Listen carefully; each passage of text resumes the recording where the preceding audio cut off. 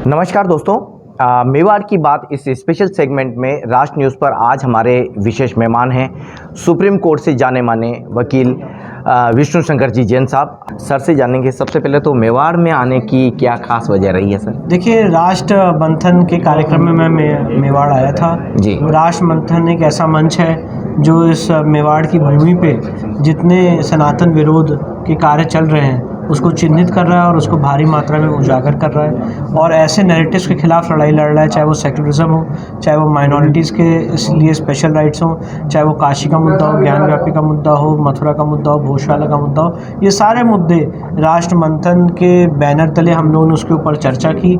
इसमें बहुत ही सीनियर वरिष्ठ लोग जैसे हमारे लेफ्टिनेंट जनरल साहब हैं जो यहाँ मौजूद हैं, जिन्होंने इसमें भाग लिया। साथ ही साथ चार्टर्ड अकाउंटेंट्स हैं जो बहुत ही वरिष्ठ लोग हैं उदयपुर शहर के।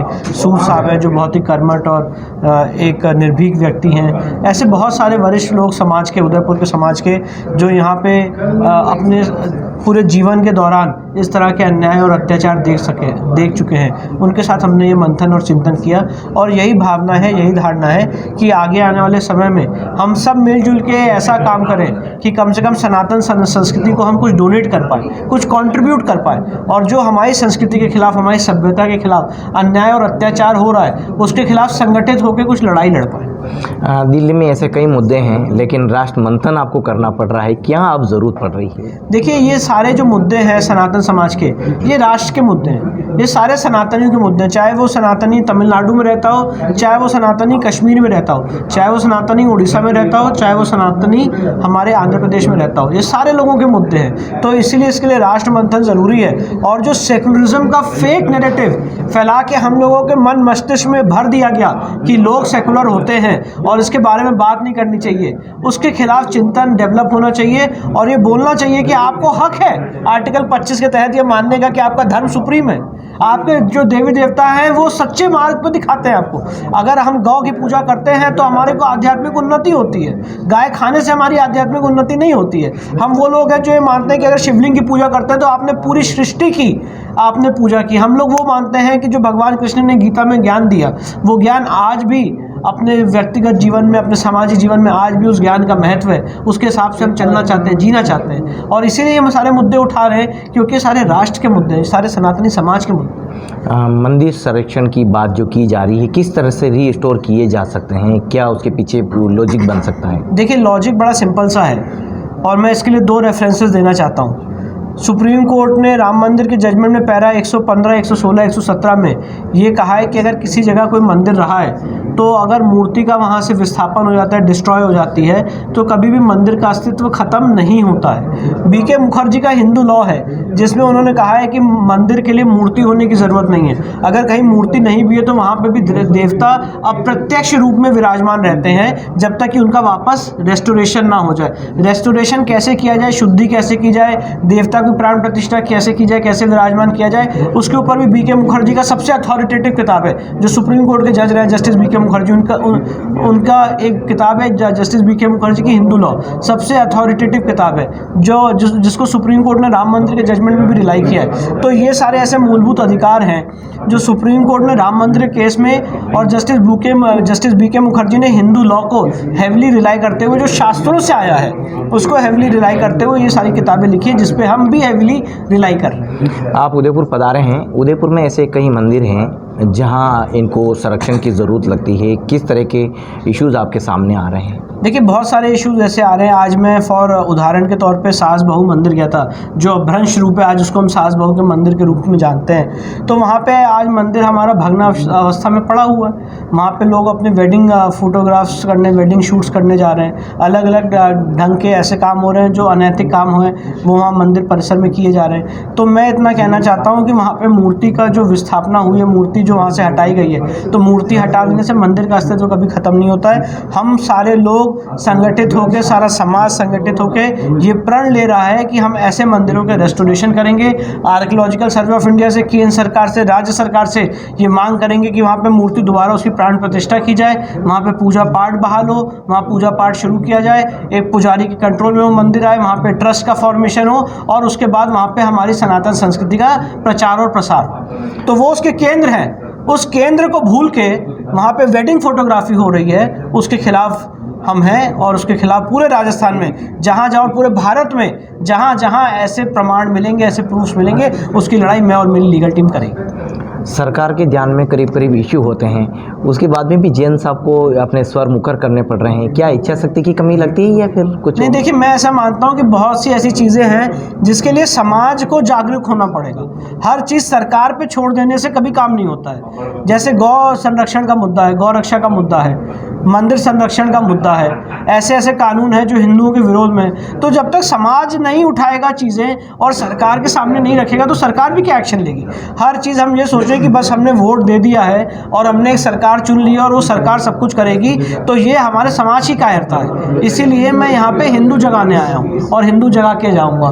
मेरा सिर्फ एक ही एक पर्पज़ है कि अपने सनातन समाज को, अपनी संस्कृति को, जो गौरवशाली संस्कृति रही है, जो सबसे आध्यात्मिक संस्कृति रही है, जो ये बताती है कि आप आध्यात्म करके जो इस जीवन मरण का जो चक्र है इससे आप मुक्त हो सकते हैं। इसीलिए हम शिवलिंग की पूजा करते हैं, इसीलिए हम बांके बिहारी की पूजा करते हैं, इसीलिए हम नाथद्वारा की पूजा करते हैं। हर एक मंदिर की पूजा करने का अभिप्राय और अर्थ यही है कि आप अपने मूल को समझें और अपने मूल को समझने के लिए ही ये सारे हम माध्यम अपनाते हैं। इसलिए मैं ऐसा मानता हूँ कि हर ड्यूटी सरकार की नहीं होती है, लोगों की होती है, समाज की होती है, और इसीलिए आज हम यहाँ पे संगठित हैं। नव संवत्सर पर उदयपुर में जो एक कार्यक्रम हुआ, सबसे बड़ा कार्यक्रम रहा। पिछले दिनों कपिल मिश्रा जी भी एक विजिट के दौरान हिंदुत्व की बात कर रहे थे। हिंदू को जगाने आए हैं, क्या हम हिंदू को जगाने के लिए एक व्यवस्थित प्रयास कर सकते हैं? देखिए, मेरे हिसाब से मेरा जो तरीका है हिंदुओं को जगाने का वो एक रेवोल्यूशन है।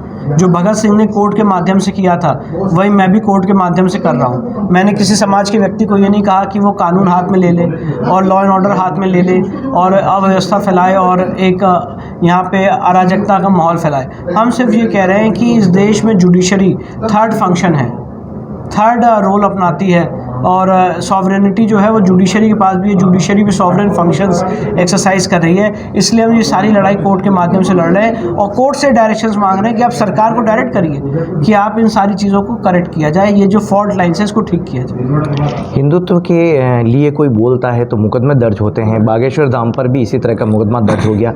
सुन तो हम ये भी रहे कि जैन साहब मुकदमा लड़ेंगे। देखिए, मेरे पास जो भी दायित्व आएगा, जो भी मेरे पास रोल आएगा, जो मुझे ईश्वर सौंपेगा या सनातन समाज के लोग सौंपेंगे, मैं सबके लिए केसेस लड़ूंगा, फ्री ऑफ कॉस्ट केसेस लड़ूंगा। और मेरा पूरा जीवन और मेरे पिताजी का, हमारी पूरी लीगल टीम का जीवन सनातन समाज के लिए समर्पित है। हमें सिर्फ और सिर्फ अपने सनातन धर्म की रक्षा करनी है और जहाँ जहाँ हमारे साथ अन्याय हो रहा है उसको प्रोटेक्ट करना है। एक सवाल अहम, काशी विश्वनाथ जैसे कितने ऐसे मामले हैं देश में और क्या उस पर कोर्स करेक्शन संभव है? क्योंकि ऐसी बात सुननी जाती कि राम मंदिर के बाद कोर्स करेक्शन कहीं नहीं हो पाता, ऐसा कि इसको क्लियर करें। ये गलत नैरेटिव है जी। जो आदमी मानता है कि राम मंदिर के बाद ऐसा कोर्स करेक्शन नहीं हो सकता है, उससे मैं कहूँगा कि बनारस की सिविल अदालत का डिस्ट्रिक्ट जज महोदय का 12 सितंबर का फैसला पढ़ लें, मथुरा श्री कृष्ण जन्मभूमि का 19 मई का फैसला पढ़ लें, जिसमें स्पष्ट रूप से हुआ है कि कहा गया कि प्लेसेस ऑफ वर्शिप एक्ट यहाँ पे अट्रैक्ट नहीं होता है और धार्मिक स्वरूप तय करने के लिए केसेस फाइल हो सकते हैं। मैं कोर्ट नहीं करना चाहता हूं, पर सुप्रीम कोर्ट के बहुत सीनियर जज ने ज्ञान व्यापी के दौरान ये बात कही थी कि धार्मिक स्वरूप तय करने के लिए केसेस फाइल किए जा सकते हैं। अगर कोई आदमी शिवलिंग के ऊपर वजू कर रहा है, थूक रहा है, तो क्या ऐसा हमने संविधान बनाया है, क्या ऐसा समाज बनाया है कि उसके बारे में बात भी नहीं कर सकते? सिर्फ राम मंदिर को लेके चुप हो जाए और शिवलिंग पे वजू होता रहे उसके बारे में ना बोले, मंदिर खंडित अवस्था में पड़ा रहे, वहाँ पे फोटोग्राफी होती रहे, वेडिंग फोटोग्राफीज होती रहे, उसके बारे में हम बोल नहीं सकते? तो मुझे नहीं लगता है, मेरी लीगल अंडरस्टैंडिंग ये नहीं कहती है कि ऐसा कोई भी कानून है जो इस चीज़ को बोलने से, अभिव्यक्त करने से, उसके लिए लड़ाई लड़ने से हम लोगों को रोकता है और उसी सारी चीज़ों की हम लड़ाई लड़ रहे हैं। कितने ऐसे मामले हैं काशी विश्वनाथ की तरह, जो सवाल हम कर रहे हैं देश में और भी? करीब 140 ऐसे मुकदमे मैं और मेरी लीगल टीम लड़ रही है और ये संख्या आगे आने वाले समय में बढ़ती चली जाएगी, जब तक पूरे भारतवर्ष में हम ऐसा एक भी मंदिर है जो जीर्ण शीर्ण अवस्था में पड़ा हुआ है, जिसमें गलत ढंग से कब्जा किया गया है, उसको जब तक हम रेस्टोर करके सनातन समाज के हाथ में वापस नहीं सौंप देते हैं, तब तक हमारी लड़ाई जारी रहेगी। अगर मेरे पिताजी के जीवन काल में हो पाए तो अच्छी बात है, मैं अपने जीवन काल में करूँगा। मैं नहीं कर पाया तो मेरी जो फ्यूचर जनरेशन है वो इसको करेंगी, पर ये दायित्व और ये काम हमने अपने हाथ में लिया और इसको हम सच्ची श्रद्धा और निष्ठा से निभाते रहेंगे। दोस्तों, जैन साहब हैं जो ये साहब कह रहे हैं कि हिंदुत्व की लड़ाई के लिए आगे आते रहेंगे। जैन साहब को राजनीतिक क्षेत्र में भी आने का मौका मिले तो क्या जैन साहब आना चाहेंगे? देखिए, हमारा पर्पस समाज को जगाना है। मुझे ऐसा लगता है जो मेरे जीवन का ध्येय है जो मेरे जीवन का लक्ष्य है वो ये है कि हमारे सनातन संस्कृति के साथ जो आघात हुए हैं इतिहास में, जो हमारे सनातन संस्कृति को कुचला गया है, जो गुलामी की मानसिकता हम लोगों के अंदर भरी गई है, मैं अगर उसको निकाल लूँ तो वो किसी भी राजनीतिक दल से, किसी भी राजनीतिक दायित्व से, किसी भी राजनीति से बहुत परे है। राजनीति तो क्षण भर की होती है, सरकारें आती हैं जाती हैं, 5 साल का मैंडेट मिलता है चली जाती है, पर यहाँ पे हम बात कर रहे हैं जो समय के अंत तक चीज़ें रहती हैं। मोहम्मद गजनवी आया था, मोहम्मद गौरी आया था, आज उन्होंने जो अपनी तलवारों की नोक पे किया है मेवात की धरती में, आज भी वो दर्द हम महसूस कर रहे हैं। राजनीतिक दल आए गए पर वो दर्द ख़त्म नहीं हुआ, तो मैं वो दर्द ख़त्म करने आया हूँ। मुझे लगता है वो दर्द तभी ख़त्म होगा जब समाज जागेगा, और समाज को जगाने का काम सबसे बड़ा काम होता है जो किसी भी राजनीति से परे है।